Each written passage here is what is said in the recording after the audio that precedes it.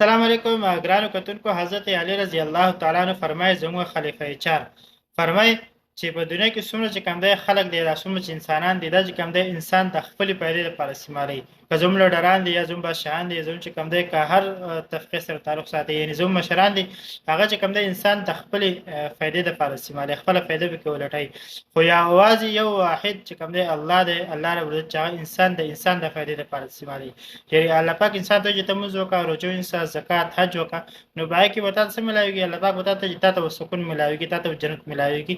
ستا په بډایۍ باندې الله پاک وایي چې زما په بډایۍ کې زیاتوالی نه راځي، یا ستا د عبادت سره چې کوم دی زما په شان کې اوچتوالی نه راځي. زه چې کوم دی پوره یم، الله فرمایي زه پوره یم. یعنې که ته عبادت کوې نو ستا به پکې فایده وي، یعنې زموږ په عبادت کې فایده وي. نو موږ له پکار دی چې زنده باد مرداباد نارې چې کوم دی د خلکو پسې وهل پرېږدو او خپل چې کوم دی الله رب چې کوم دی د رضا کولو کوشش وکړو.